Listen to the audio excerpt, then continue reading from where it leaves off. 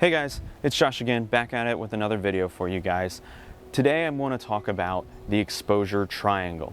And the exposure triangle is the common name for a triangle that we kind of, as photographers and videographers, use to properly expose our images. And understanding how that triangle works really will help you understand your photography and improve your photography overall. So, as with all triangles, it consists of three main parts: aperture, shutter speed, and ISO. Those three, as with all triangles, whether they be love triangles or with exposure triangles here, what you do to one will affect the other two. So if you change your aperture, it's going to affect what your shutter speed and your ISO are, and vice versa. So I want to briefly kind of go over what each one does and how they affect the other two and how they affect your image overall. And understanding how these work will greatly improve your overall image quality. So without further ado, let's get started with aperture. So aperture is the opening in the lens. It consists of a bunch of blades that actually create a circle in the actual lens itself. And think of it kind of working like the iris in your eye. It closes down to allow less light, and it opens up to allow more light. Aperture is measured in what we call f-stops. F-stops are essentially a measurement on your camera. You'll see it say F and then a number. It'll either be a hyphen or it'll be a backslash, whatever that is, it'll be a F and then a number. That f-stop, the lower the number is, the more light you're letting in, and the higher the number is, the less light you're letting in. It's a little weird and confusing, but it's actually a measurement. The weird technical aspect of it is it's a measurement of how far away the blades are from the edge of the lens. So the lower the number, the closer the blades are to the lens, meaning that it's wide open, allowing more light. The higher the number, means the blades are farther away from the edge of the lens, meaning less light coming through. So that's how aperture controls exposure. Now let's talk about the other thing that it controls, which is depth of field. As you can see in my background right here, the trees in the background are completely blurred out. In fact, you might not even know that they're trees. They could be bushes. It could be grass. You don't know. I'm high up on my top deck, and so I'm kind of at tree level. So I know personally it's trees, but as a viewer, you may not know that. That's because I'm using what is called a wide open aperture, or a low f-stop number. The lower your f-stop number, the more blur in the background you're going to have, and the shallower your depth of field is going to be. And your depth of field is how much how much room do you have to work with to get your shot in focus. A low f-stop number, say like the new Canon 50-1.2 or the Sony 50-1.2 millimeter lens, if you shoot at 1.2 aperture, I can get the eye in focus, but the eyebrow will be out of focus because at 1.2 aperture, the depth of field is so small that really just that couple centimeters is enough to throw focus off. Now I'm shooting this video at f4. What that means is I'm going to have, my camera's about 6 feet away, so I actually have about 6 feet of depth of field. So I could move closer, or I can move farther away from the camera, and it's going to kind of all stay in the same focus. My camera doesn't have to work as hard to keep me in focus. Conversely, a high f-stop number, again, it allows less light in, but it's going to give you a wider depth of field. And what that means is you are going to have more of your entire photograph in focus. And what that allows you to do is, like for landscape photographers, we prefer to shoot high f-stop numbers because let's say I'm photographing a field with a mountain. I want the field to be in focus and I want the mountain to be in focus. I want it all to be in focus. So shooting at a higher f-stop number, say like f11, f16, I'm able to get all of it in focus. Portrait photographers, though, typically want low f-stop numbers because you want to blur your background out and have the subject be the entirety of your photograph. And that's where portrait photographers typically like f1.82s, 1.8s, 1.4 lenses, because you get shallower depth of fields at those numbers. Next, let's move on to the second aspect of the exposure triangle, is shutter speed. Now, shutter speed is the measurement of time it takes for the shutter to go up and down on an image. Not necessarily how many images you can take a second, that's called frame rate. Shutter speed is how quickly does it take a single photograph. It could be a second, it could be 30 seconds, or it could be 1/500th of a second, 1/4000th, or even like on my camera here, 1/8000th of a second, which is a very, very fast shutter speed. 1/8000th of a second will freeze the wings of a hummingbird and make like the hummingbird is standing still even though it's flapping its wings incredibly fast. So I kind of talked about how it's measured in seconds and fractions of seconds, right?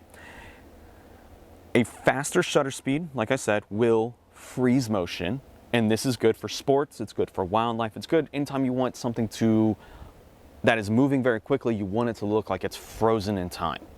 That's where a faster shutter speed works. I typically, if I'm shooting like say people, and they're just walking, I like 1/100th of a second.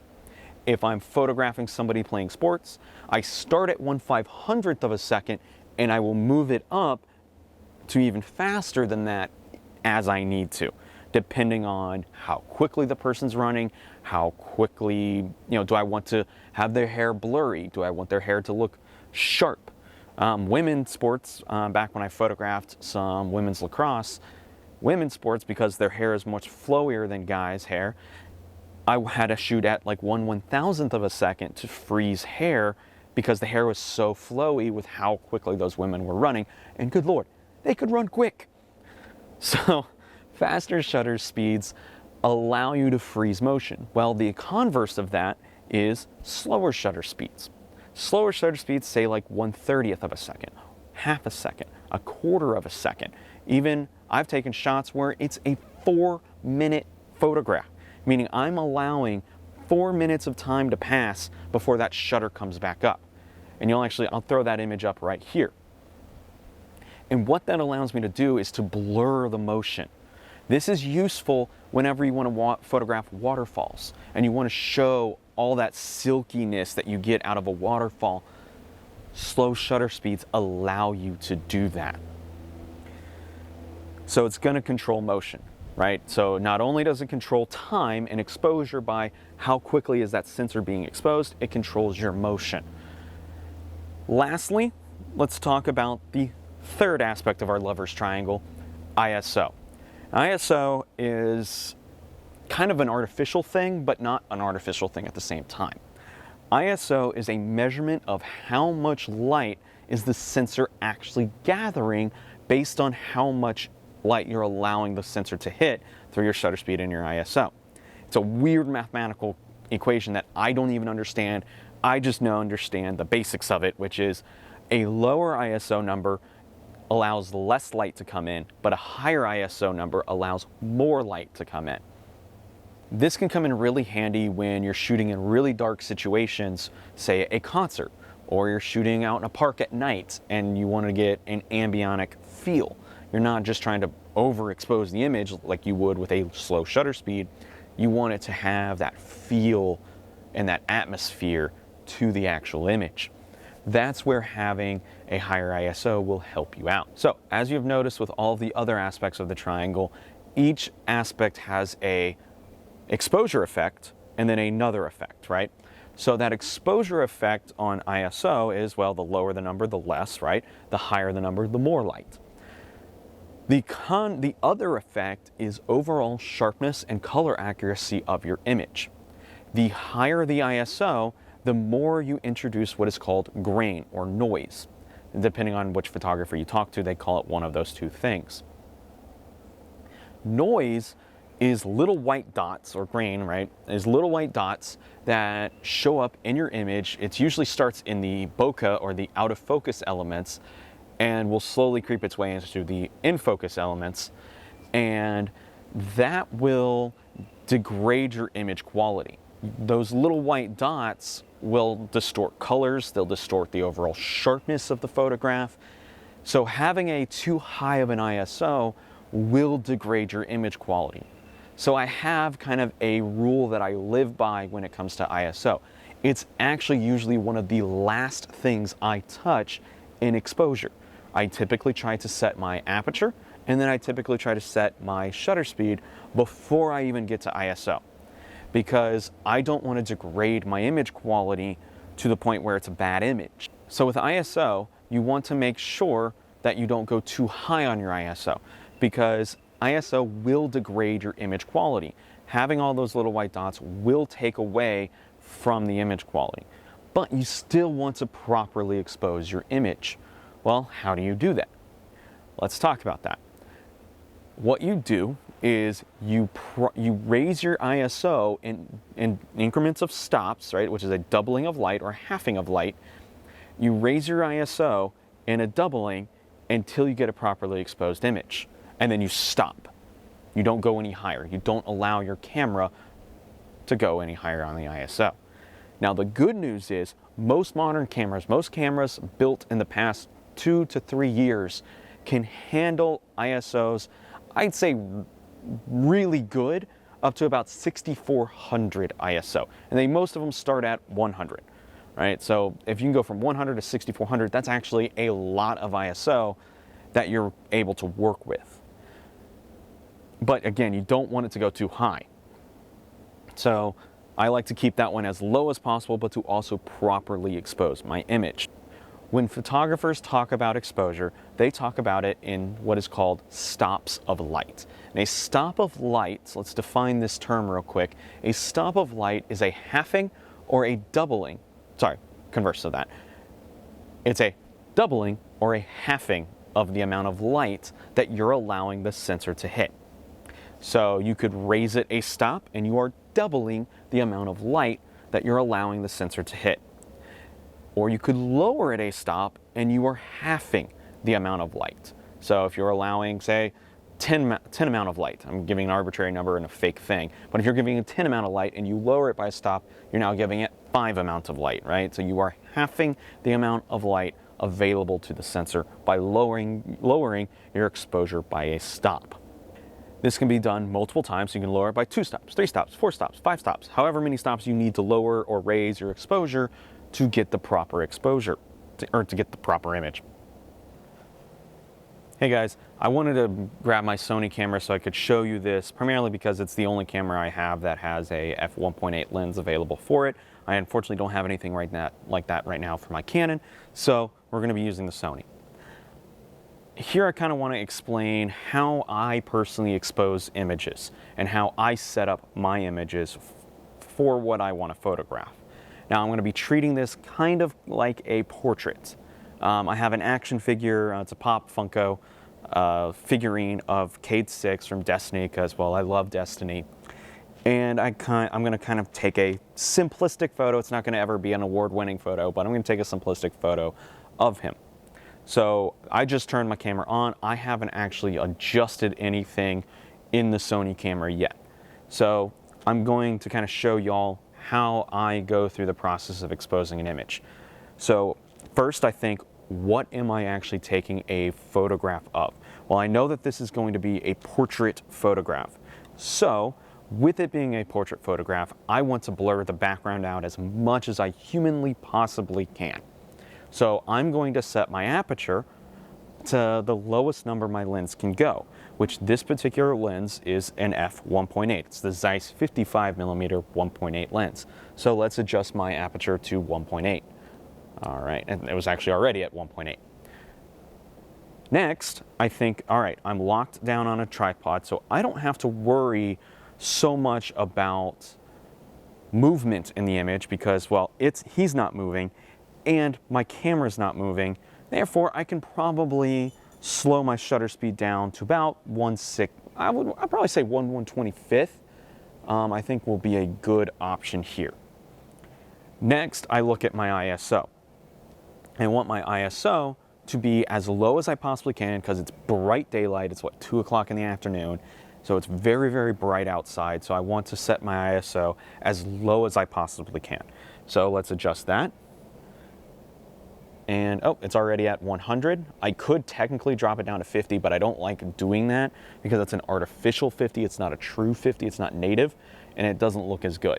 So we'll start here at this exposure right here. So f1.8, 1/125th of a second, ISO 100. All right, so let's go take that picture. Well, as you can see from the image, it's entirely overexposed. You can barely see Cade 6, there's hardly any detail, and the entire background is blown out. I have no idea what's going on in the background, it just looks white. So let's look at the image and see how we can adjust. Well, let's go back. I know that I want my background to be blurry, so I know I don't want to touch my exposure. My ISO is as low as I possibly can get it. Therefore, I need the only thing I can adjust is my shutter speed. So if I know that it's overexposed, let's half the amount of light that I'm allowing in. So that would be doubling my shutter speed, or halving my shutter speed, sorry. To, instead of 1/125th, it'll say 1/240th. So let's drop that to there, right? Or 1/250th, sorry. And let's take that image, refocus, and let's look a little bit here. And as you can see, there's a little bit more detail in Cade, but I still think it's overexposed. So what do we do to fix that again? We adjust it again to 1/500th of a second. Take the image, and here I like the exposure on him, but I find that the background's still a little too bright. So what I can do is I'm going to do what is called a HDR photograph, or a high dynamic range photograph. What this will allow me to do is I can actually then adjust my exposure for the background and the background only. It still focuses on him, but now the background's properly lit. And as you guys can see here through the final edit, I was able to merge the two photographs together so that Cade 6, it looks completely exposed properly, and the background looks exposed properly. Now, sometimes you're not given the luxury of doing this. Knowing that my subject isn't moving, knowing how to do it myself, I'm perfectly fine doing that in this particular image. But I will say this, if I were to drop it back down to the 1/500th of a shot second, I'd still be very happy with that image.